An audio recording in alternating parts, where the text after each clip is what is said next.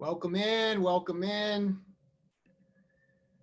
Excited to see everyone tonight. We've got a really great program tonight. Really excited that you're here. This is going to be incredibly informative. Going to just give it a few minutes. Dr. Primus is here. Going to be very excited to share with everyone the information that's going to be coming out tonight. This is just going to be a phenomenal learning experience about one of the most popular types of materials that has hit endodontics in a long time. And it's changing. It's becoming amazing as far as the different usages that we have for it, different delivery systems. So very excited. So this is Access Endo. This is our webinar series, and we've had some amazing programs here during this quarantine period. A great opportunity to bring out education, especially with so many doctors at home, unfortunately not working right now. And so this is a presentation that we've been working on for several months now, since about February, connecting with Dr. Primus and being able to work with Avalon Biomed, who is our sponsor this evening. So a company I definitely want you to check out, and we'll be talking about that as the evening goes on. So we're just allowing the room to fill here, and then we'll be able to get started. So Dr. Primus is joining us from Florida, and I'm here in Chicago this evening, and so very excited. I know we have a very international group tonight. Really, doctors from all over the world will be joining us, and what a beautiful, beautiful opportunity with technology to all come together.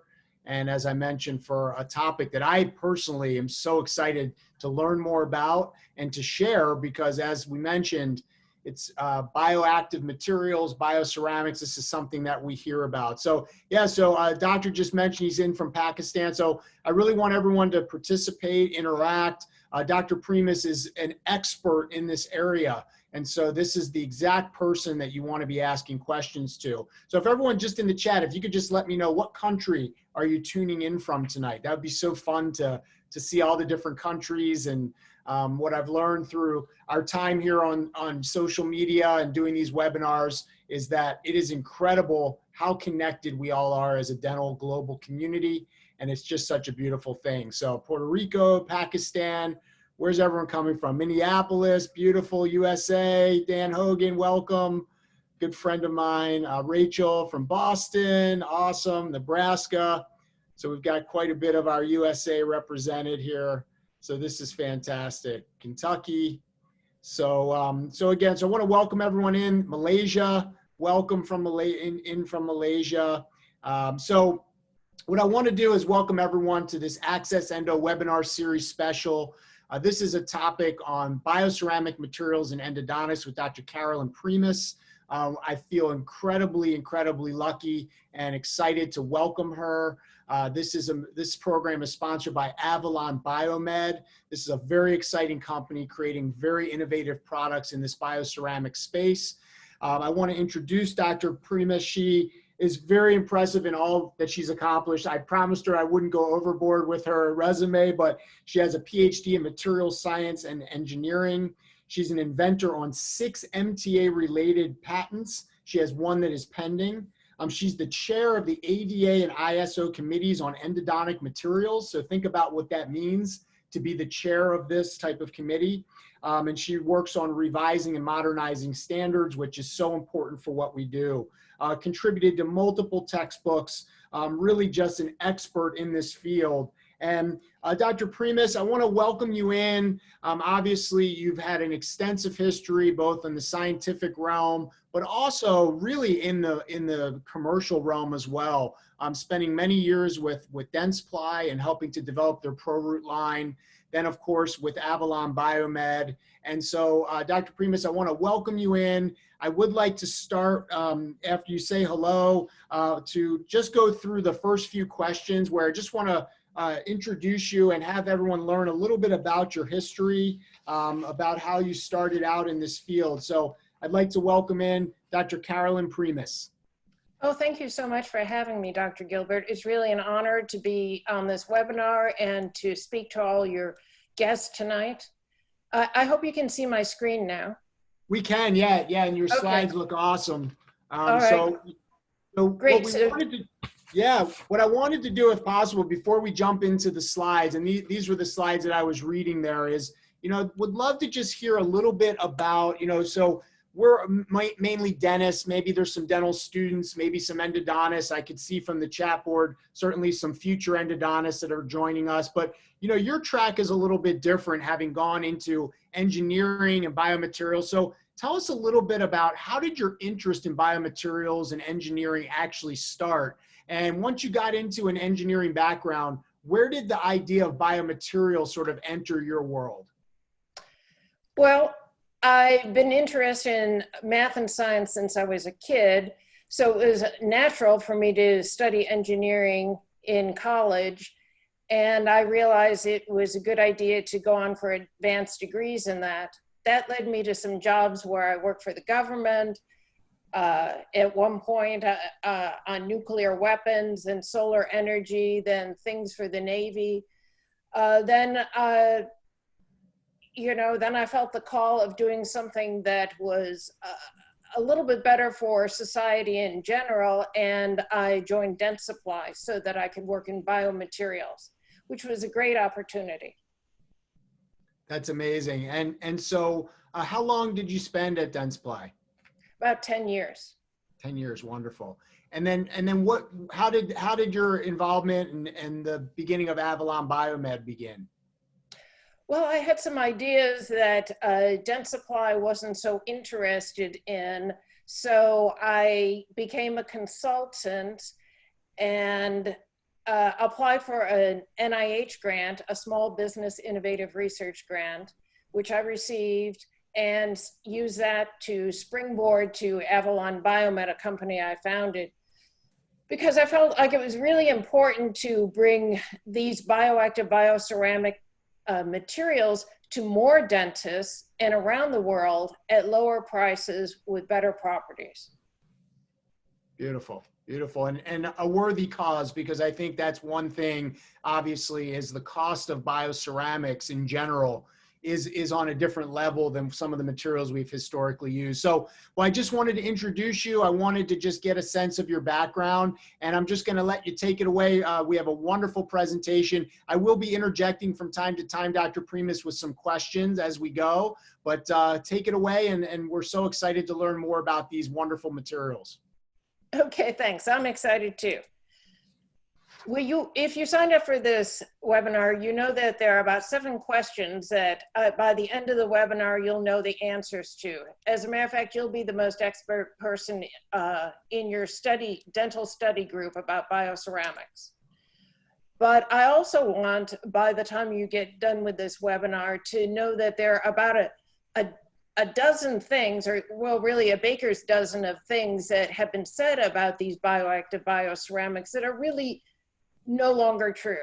They may have been true 20 years ago, but times have changed. So you'll know all about that. If we've got some endodontic residents on here, or former residents, you may have had a project that involved MTA or like materials, because every journal is printing things on this, and there are books galore on this topic. But I want to start with something just really basic so that you see the simplicity and the beauty of this. When I think about materials, I categorize them as organic, ceramic, or metallic. And biomaterials overlap all 3 of these categories. So we can have all sorts of different materials, but tonight we're going to focus on one thing. We're going to talk about bioceramics, so only ceramics, and we're only going to focus on bioactive bioceramics. Don't worry, we'll get to that definition up here soon, and it'll be perfectly clear to you. Now, dentists have been using bioactive bioceramics for 100 years with calcium hydroxide, with hydroxyapatite bone grafts. You've probably read about bioglasses, or even calcium phosphate cements have been popular in dentistry. But really in the 1990s, through Dr. Turbinajad, famous endodontist, we learned that hydraulic ceramics that set with water can give us some great bioactive benefits. And these materials are based on tricalcium silicate, which is a special kind of ceramic. It's really unique because it reacts with water. He called it mineral trioxide aggregate, but that's not a real chemical name. There are some evolutionary materials after that. I'll touch on them, like calcium aluminate, which also sets with water and is bioactive.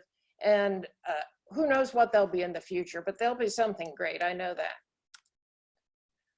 So we talked a little bit ahead of time about what really is MTA. It's been kind of a mystery to people about what this material is, but let's put it simply.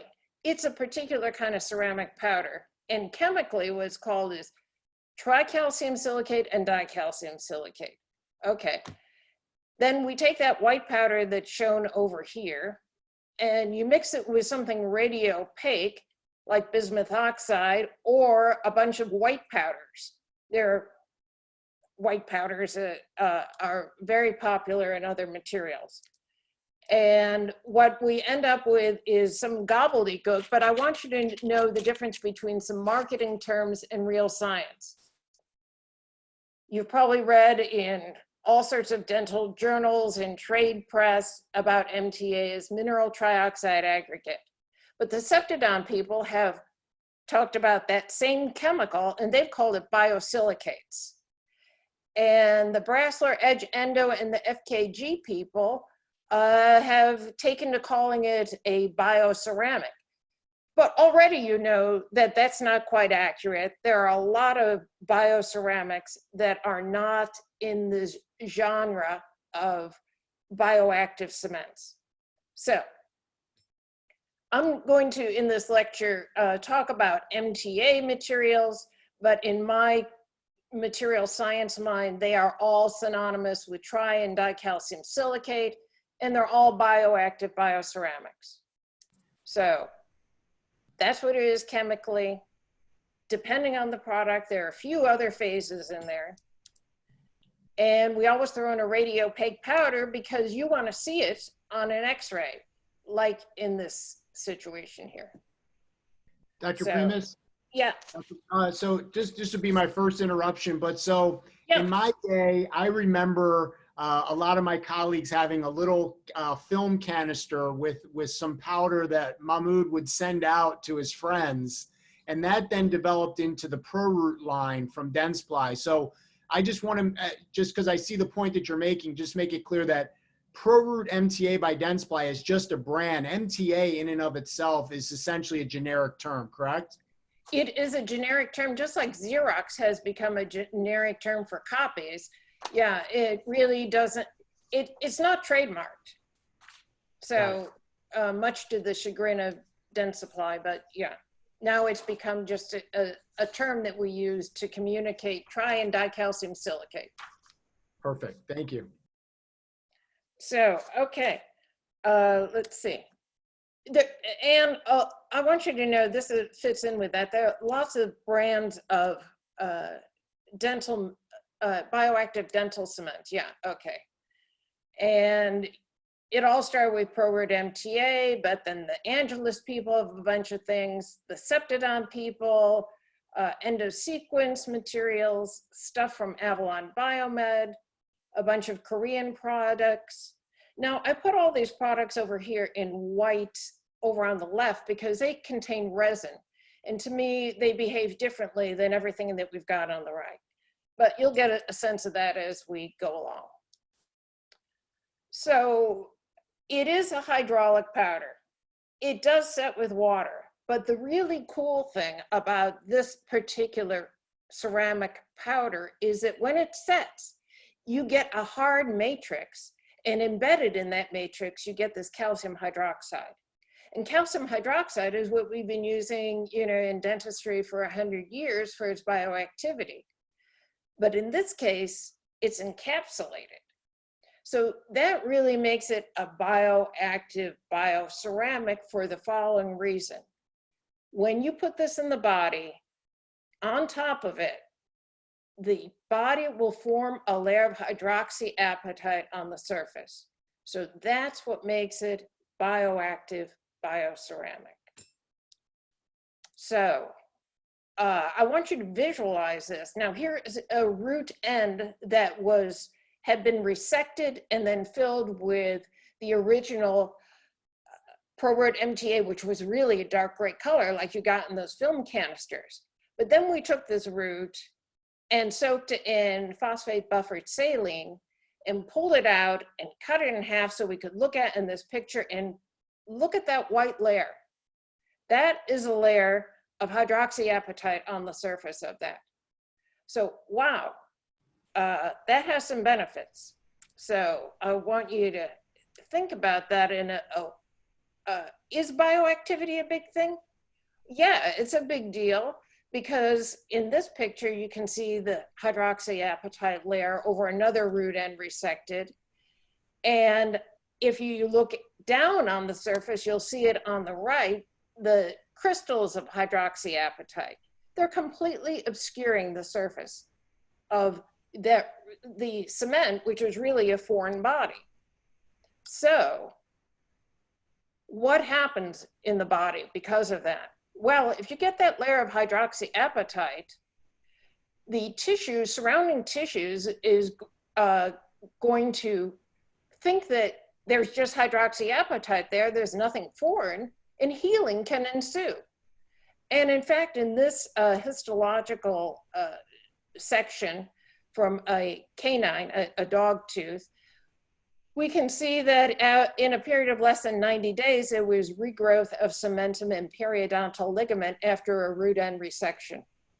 So that's great healing that we didn't have before these types of materials were around. So it's a close-up of the thing on the right. Not only in endodontics, but vital pulp therapy benefits from this sort of bioactivity. If you precipitate HA on the surface, the body can form tertiary dentin in response to this to protect the pulp or the root. And you can see that on the right where we used MTA as a cavity liner. Oops, I give a bad signal, I think, here. And we've got the tertiary dentin forming here, protecting that pulp from the MTA. And in this case, there was communication through the tubules from the MTA to the pulp to get that sort of response. So in a very simple way, you can think of bioactivity like a Harry Potter cloaking device where you're putting in a foreign body, but you're hiding it from the body. And then whatever wound you've inflicted by the preceding part of the procedure can heal as normally as possible. Dr. So Primus, based on, yeah, go ahead. I just want to interrupt before we get into the indication. So for instance, from a time perspective, after the material is placed into the body, whether it's root end, apical resection and retrofill, or internally, how long does it take for those hydroxyapatite crystals to actually start to form? They're forming within 24 hours. But because there's a pulp therapy success and the periapical tissue healing, this leads to MTA can be used for lots of things as indicated here, either vital pulp therapy shown at the top, or some of these endodontic, more traditionally endodontic procedures on the bottom. Oops, I'm so sorry. So, okay. So let's talk about some of that. Oh, you had a question for me about this. You want to know if we can use the MTA materials super gingival. Yeah, I just wanted to get your opinion on that. Obviously, you know, there's a lot of external and internal uses, which your slide was just showing, but I thought it would be a pertinent question to say, you know, why aren't these really well suited for some type of restorative material that's exposed to the oral cavity? Okay, let's focus right now on tricalcium silicate cements, and then I'll segue into something later. But if any of you remember when acid rain was a real issue, acid rain was corroding cement structures or ceramic, even stone on the exterior of buildings, like shown in this photo. So the problem with the tricalcium silicates, bioactive bioceramics, is generally they can't be used for something like a restorative material because they're not acid resistant. So if you get it exposed in the oral cavity, it's going to gradually degrade. However, there have been case reports about using it for invasive cervical resorption.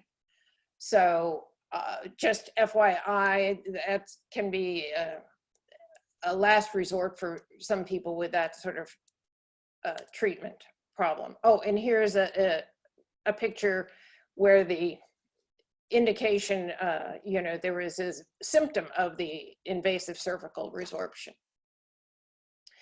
Now, you may have a lot of endodontists on tonight, but pediatric dentistry is really getting a hold of MTA type materials and using them for good. So I could give you a bunch of in vitro tests to support that, but the highest level of evidence is human tests. And in pediatric dentistry, there are quite a few studies.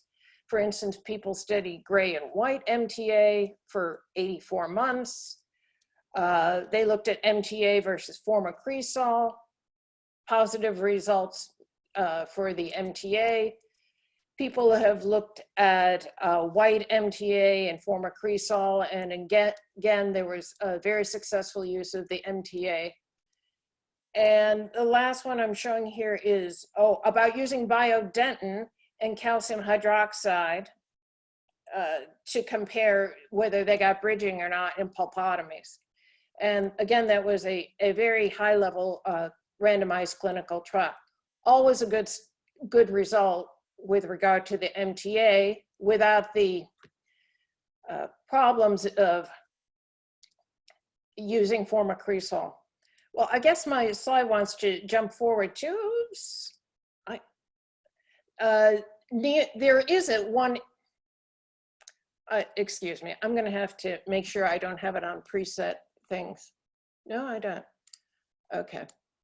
I think it's just I'm jittery.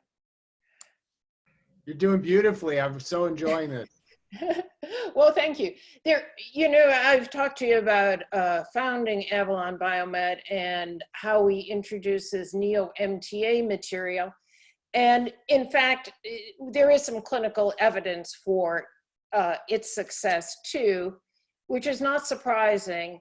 I have not found a single clinical study publication that would say that any one MTA or bioactive bioceramic was superior to another.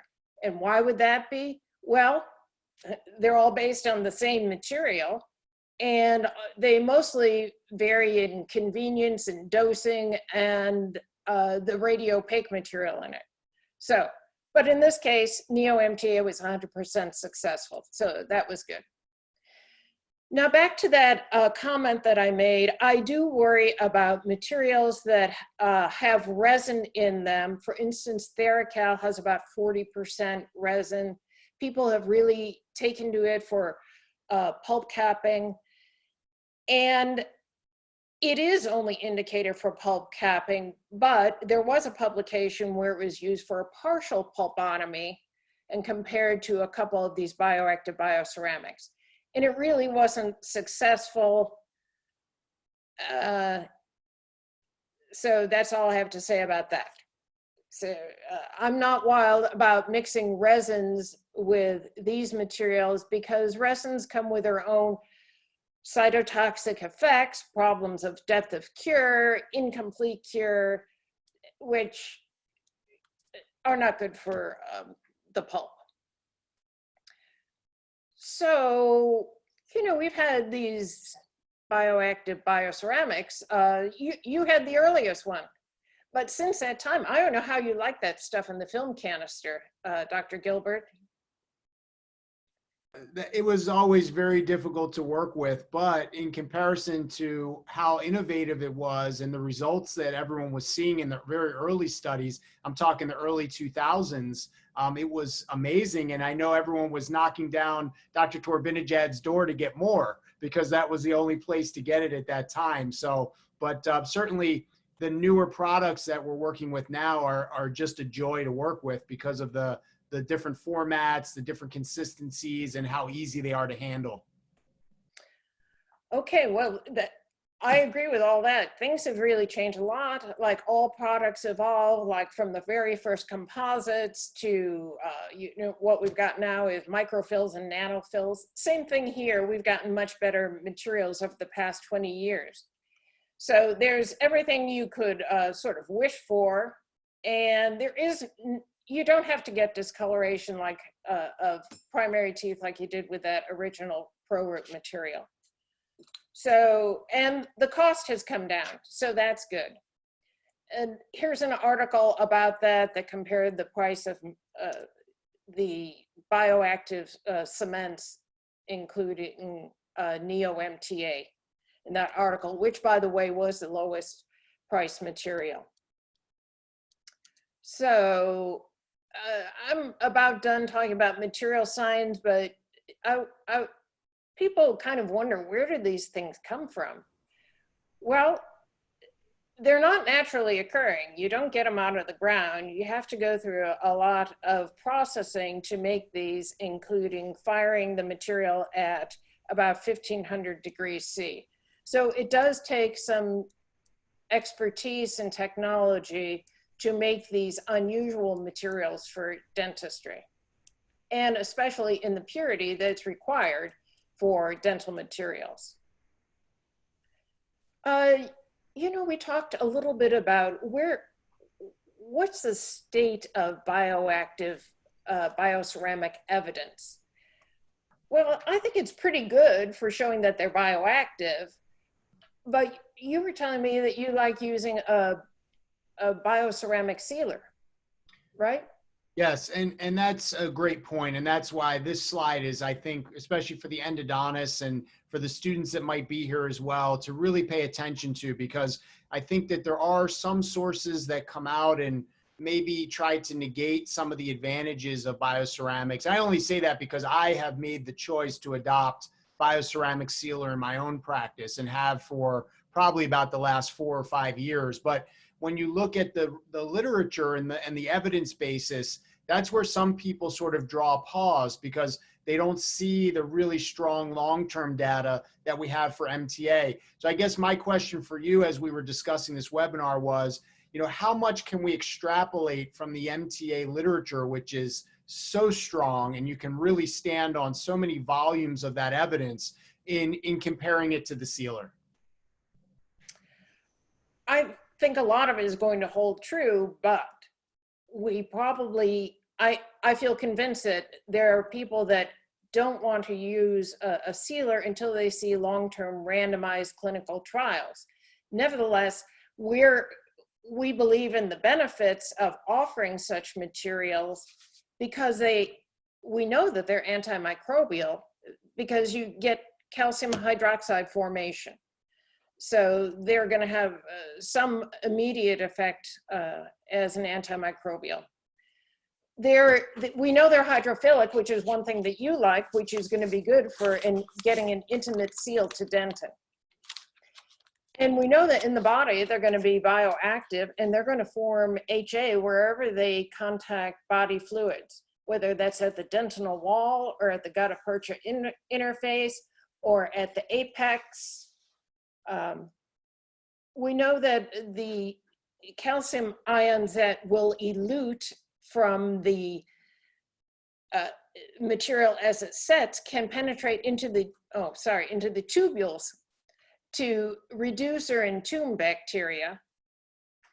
And that whole idea of precipitating the hydroxyapatite has been shown to give you excellent sealing. Even though people don't accept publications with sealing tests anymore, there was enough evidence to show that this material really has some great sealing. They're biocompatible. But the big question is, does this really improve the longevity of a root canal treated tooth?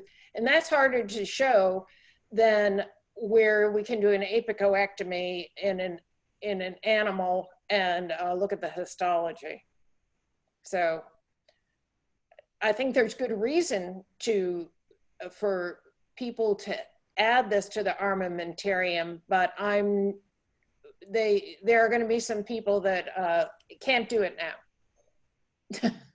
Well, I think this slide is really key, and something that I've learned just tonight in this presentation is, I think we understand, at least as an endodontist, thinking about apico and apical microsurgery, that the bioactivity is, like you said, it's that layer of hydroxyapatite that's like a cloak, right? That it sort of tricks the body. It's this beautiful covering that's compatible. But what I'm learning tonight that I wasn't as familiar with is the presence of this hydroxyapatite within the canal space. And also what I had asked you earlier, which is about its ability to actually penetrate into the dental tubules. And that concept, I think, really clicks for me, that this material that is essentially, antimicrobial, it's actually forced into reaction by the presence of moisture, which we know is in the canal, but that some of these hydroxyapatite crystals can actually be sort of obturating the dental tubules. That, to me, is a very big advantage.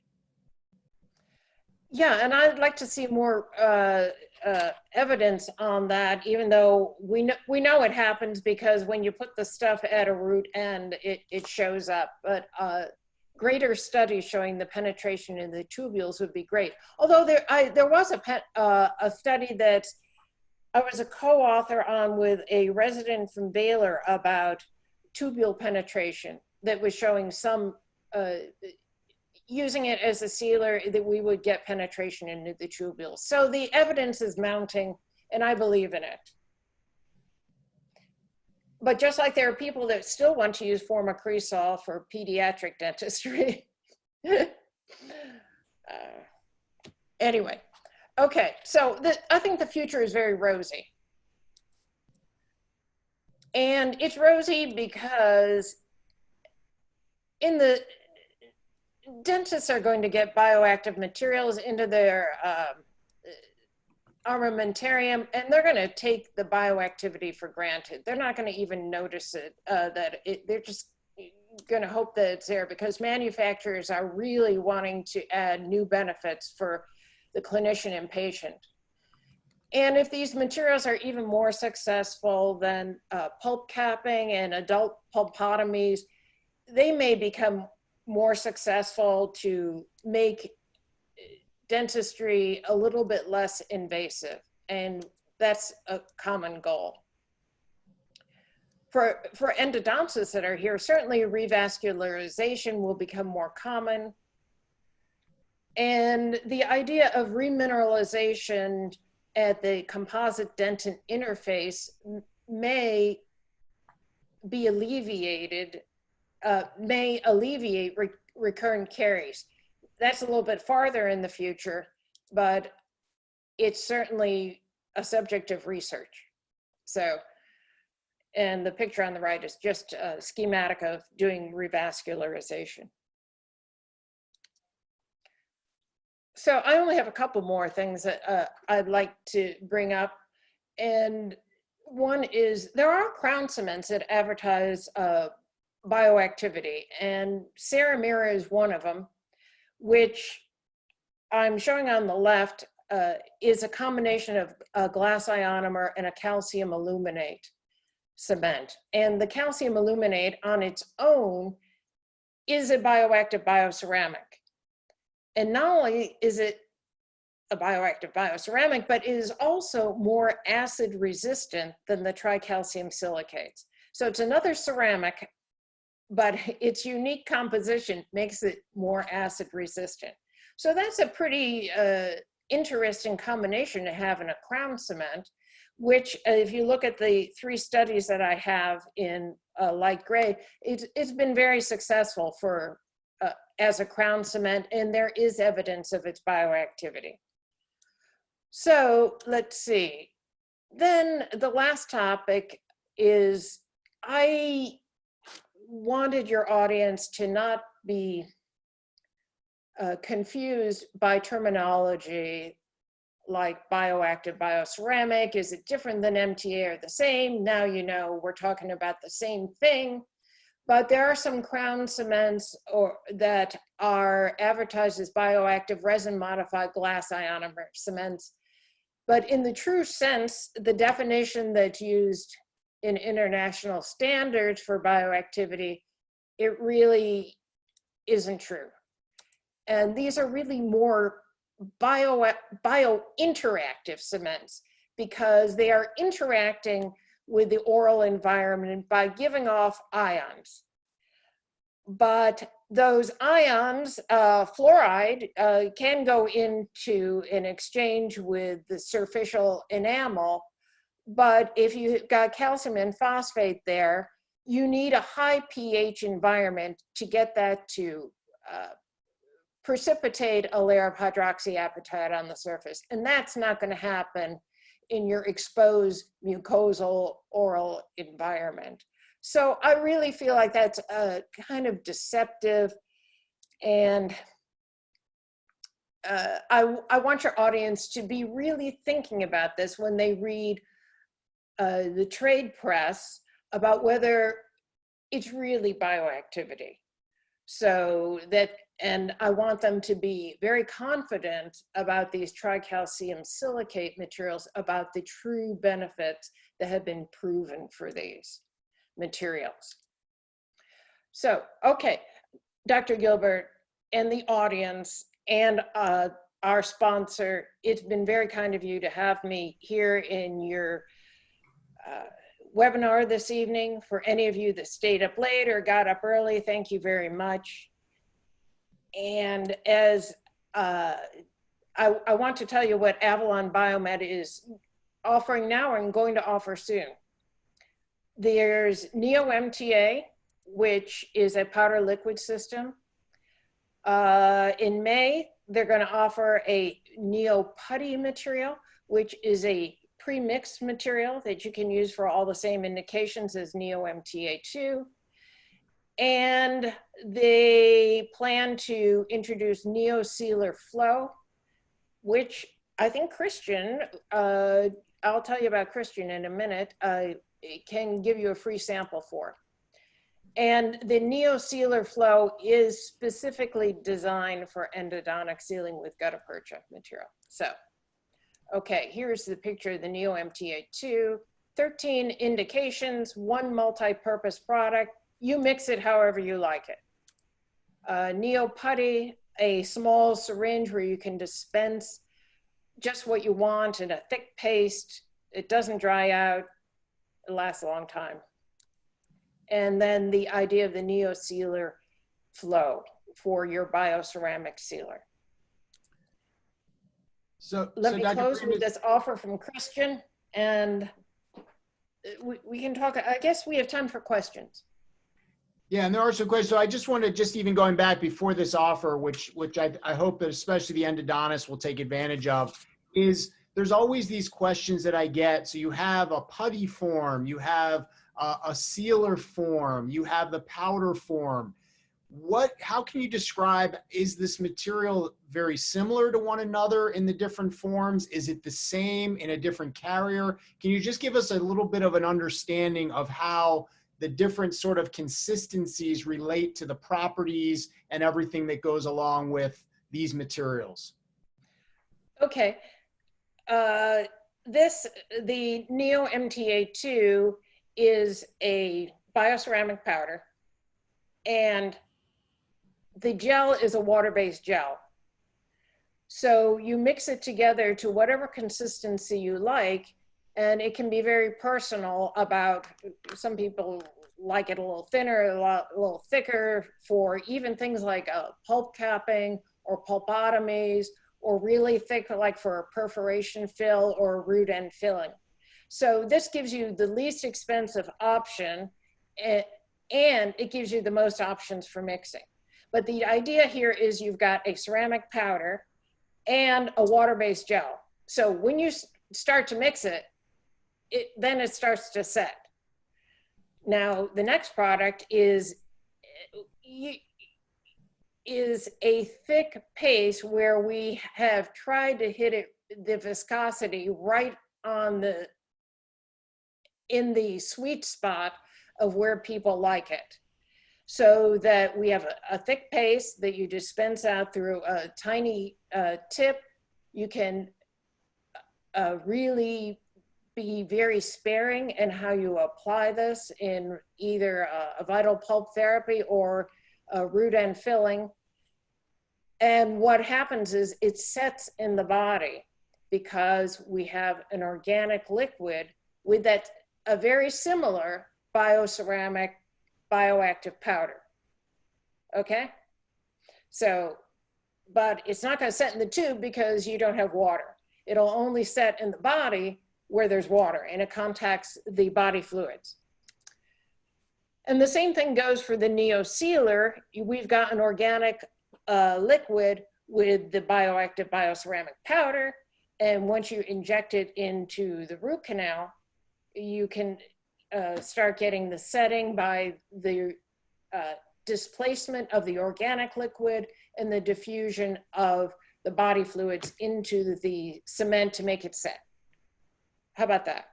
Yeah, that's great. And, Okay. and I think it's important because I get that a lot of these questions from students, from other dentists and colleagues about what actually differentiates these products in the different consistencies. And our understanding has always been that it is essentially the same product, but in a different type of delivery method, which is a beautiful thing because we didn't used to be able to obturate with MTA unless we packed it all the way to the apex. So it's a good thing. We do have a number of questions, Dr. Primus. So Dr. Davis asked, along with the hydroxyapatite formation property, what other bacteriostatic or bactericidal properties are offered? And I think in specific, he's asking about the sealer.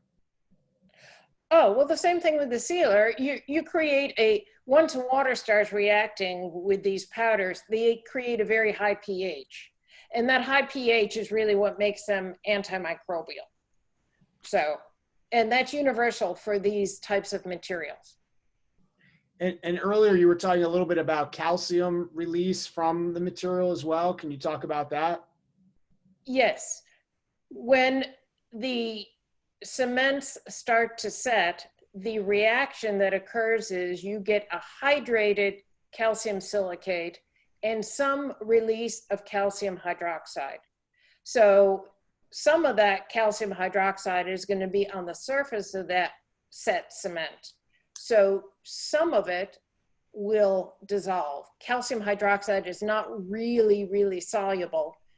It's sort of sparingly soluble, but calcium ions will come out into the body fluid. Terrific. And that's a sustained effect over about 30 days. 30 days, okay. Starting from the 24 hours of the setting of the hydroxyapatite or the formation of the crystals? No, right away. Right because away. you have to get the calcium ions out there to get the hydroxyapatite to form. Got it. Got it. Okay. We have a question from one of my very esteemed colleagues, Dr. David Landwehr. Do you have concerns with the pH of local tissues impacting the set time or washout of the material from the root end?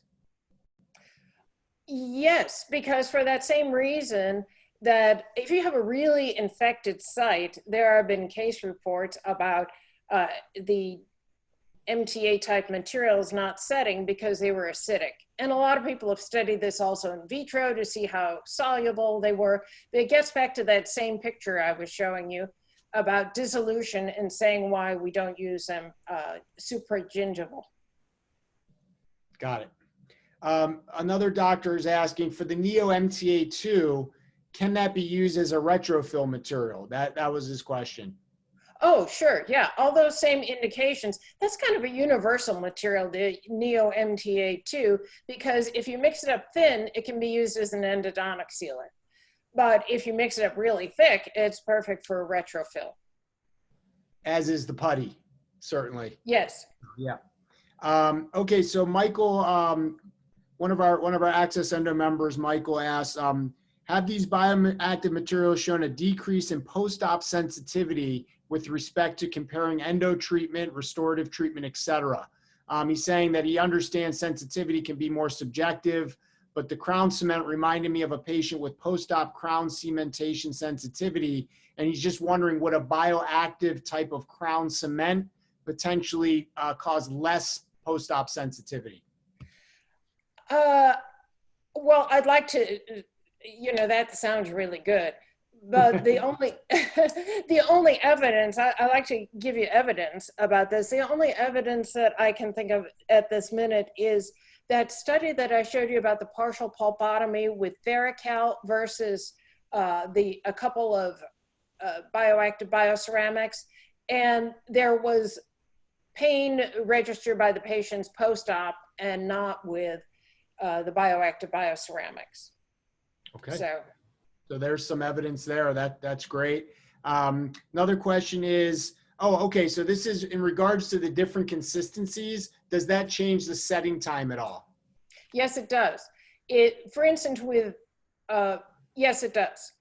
With the neosealer sets more slowly than the neoputty in vivo. And if you take neo MTA2 and mix it up like a sealer, it's going to set more slowly than if you use it, mix it up thick for like a retrofill or perf.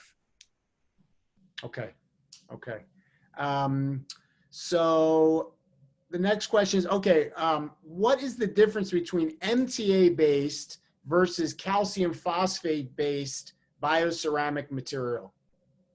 That's a very good question. Okay, calcium phosphates, there are several forms of calcium phosphate, including hydroxyapatite, and a couple of them can react in vivo and form HA. There is no phosphate in these MTA type materials, except Brassler has said that they have calcium phosphate in there, but it's so small it doesn't show up on X-ray diffraction. So let's just forget that. So chemically, they're really very different, and the setting mechanisms are very different. Generally, calcium phosphate cements, people have worked on these for decades, and it seems like such a great idea, but they're really still pretty slow to set. Okay. There are some patents by the same people that have invented various calcium phosphate materials where they mix it with MTA. So that's kind of an interesting twist on it. Interesting. So another question just came in. I'm going to get to, we have time. We're going to get to all these questions. I appreciate everyone interacting with us, and please do ask your questions, because as I said, you rarely get a true expert, and we have that in Dr. Primus tonight. So this one, I think you probably talked about in a bit, but this, I want to be genuine to the question. Can these products be considered for pit and fissure sealants? I wouldn't recommend them for that. They're going to gradually get eaten away. So they're not going to provide the longevity that we see for some pit and fissure sealants. So there's probably an opportunity for that with some variation on the Ceramir cement because of their higher acid resistance. Question comes in from Dr. Salam. So with bioceramic sealers and a single cone, would there be less fractures compared to the warm vertical technique? So I guess the question is, if there's a greater proportion of the bioceramic sealer versus gutta percha, have you seen any studies that might indicate increased fracture resistance? No, and people have kind of debated that about whether there is strengthening by using the bioactive bioceramics. I doubt it, because that amount of difference of microns in thickness is really not going to have a substantial effect on reducing fractures, which probably occur starting with the instrumentation. But notably, people have tried to treat horizontal root fractures with MTA by doing complete obturation with this, because it has a higher elastic modulus. It will make it more stiff and bend less. So. Okay. One attendee asked, do you believe in bioactivity of resin modified CS? Also for some composite materials such as Activa Bioactive. I think you may have touched on this, but can you just reiterate bioactivity of? Yes. I don't think that the resin modified glass ionomers are truly bioactive, but they are biointeractive. So they may have some beneficial effects, but they're not going to have the beneficial effect of forming a layer of hydroxyapatite. So who draws the line in determining what a product can demonstrate in advertisement of bioactivity versus biointeractivity? Because I see that there's a difference the way you've described it tonight. Well, that's a very interesting thing because there's no FDA regulation that says you can't call something bioactive when it's not. You can call it whatever you want. And so it's let the buyer beware. So that's why I try to be really honest and scientific with you, so you can be a better consumer of products. And I think you made that point tonight. That's what I was curious about. Was there a regulation with that? Because I can imagine it would be much better for a product to advertise as bioactive than biointeractive. Well, it sounds really great. Yeah. You know, but I go with the definition that's in an ISO standard that's used for medical implants, and we've also used it in the dental industry to define that. And I think biointeractive is a fine term to give that can sell products also. Okay. I have a question from one of my very close friends, Dr. Dan Hogan. He's asking, Ceramir can be used as a crown and bridge cement. Can Neo MTA also be used as a crown and bridge cement? Well, Dr. Hogan, I wouldn't recommend it because the Neo MTA is going to be more acid vulnerable than the Ceramir cement. And the Ceramir cement also has the glass ionomer component to it that I think it makes it beneficial. Frankly, I haven't looked at whether these materials will be retentive for crowns, but that is a key thing for that type of indication anyway.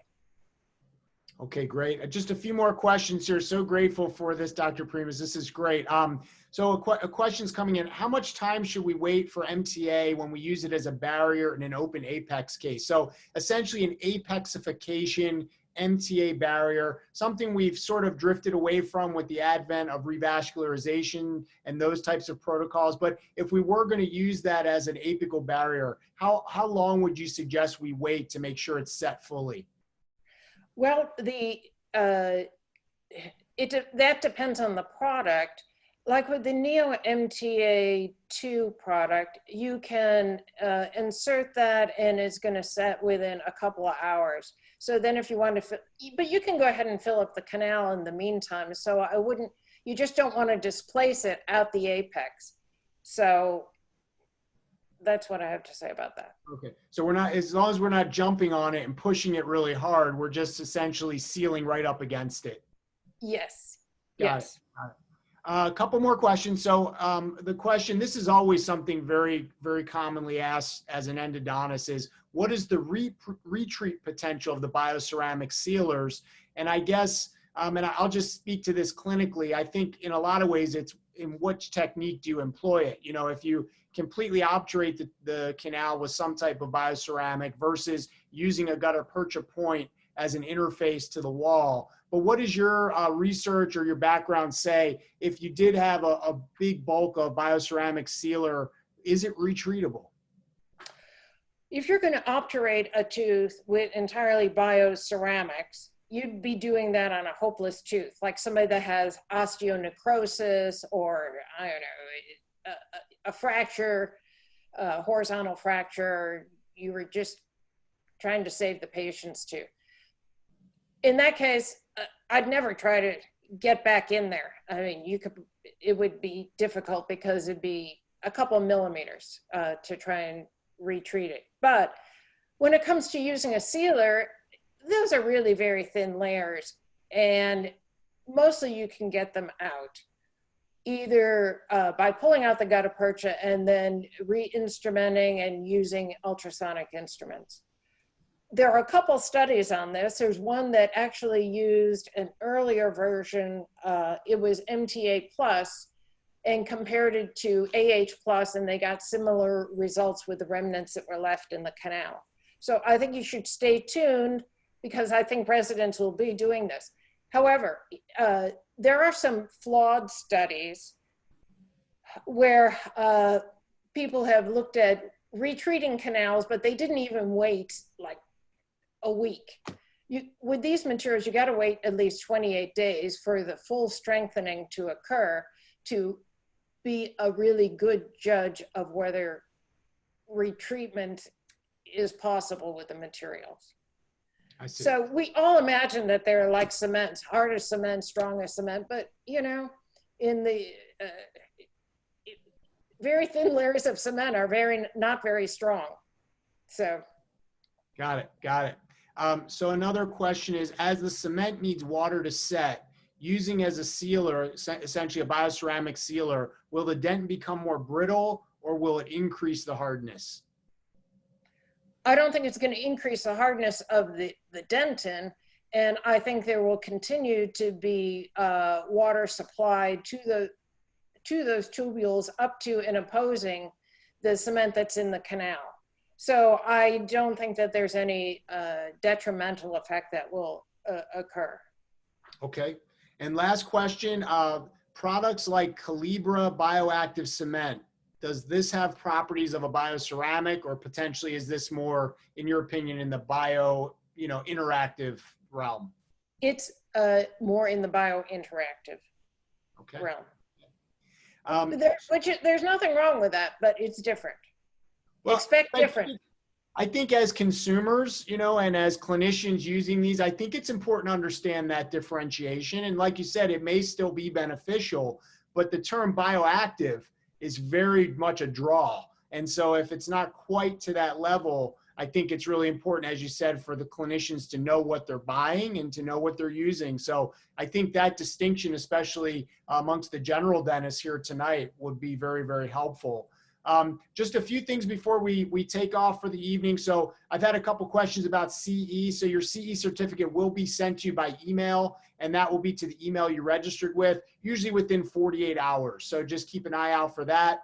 Dr. Primus, I know you had a special offer. I wanted to see if you might want to bring that slide up again or mention it. Again, Avalon Biomed has supported this webinar tonight, and Dr. Primus. This is a company that, wanted to bring some awareness to.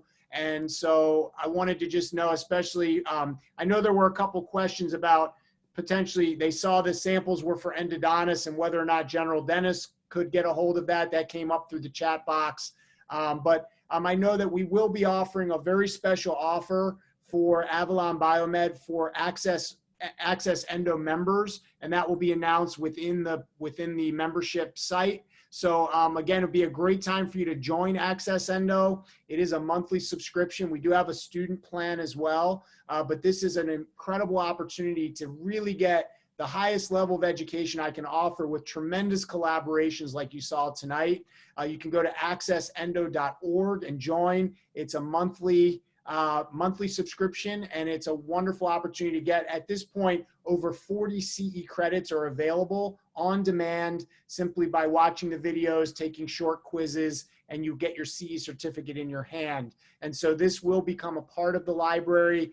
So for Access Endo members, there will be a very special offer, and so that'll be announced within the site. So Dr. Primus, I don't know if you wanted to say anything else about the offer or any closing remarks. I wanted to thank you. First of all, I want to acknowledge you for tremendous amount of work and contribution you've made to dentistry, to dental materials, and certainly to some of this incredible innovation that we're seeing in bioactivity and bioceramics. So we're so grateful for that, and just so grateful to collaborate with you on this webinar. And I think it was just absolutely excellent. And so thank you so much.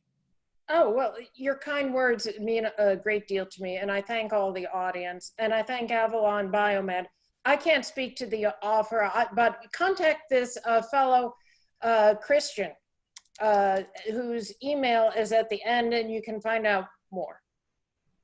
That's a great way to play it. So Christian Del Pino will be your contact person and can certainly answer any questions you have about the products. Obviously, something that we would want you to support them, and obviously it's wonderful to see companies coming up with new versions, innovative products. And what I understood you saying was, from a price standpoint, the goal here with Avalon Biomed was to create really high quality innovations at a more affordable price. So I think that should be definitely a draw for everyone to check you out. Well, thank you very much for your time and the invitation. Awesome. So look for your CE certificate. Come to Access Endo, join us. We have a global community, so much education there, so many cool events, so many cool offers, specials that we can give to Access Endo members. Dr. Carolyn Primus, it was a pleasure working with you planning this, and I so enjoyed the presentation. Thank you, Avalon Biomed. Thank you, everyone, for joining, and have a great night. Sending love from Chicago. Mwah. Bye-bye. Bye-bye. Stay safe. Yes, everyone stay safe.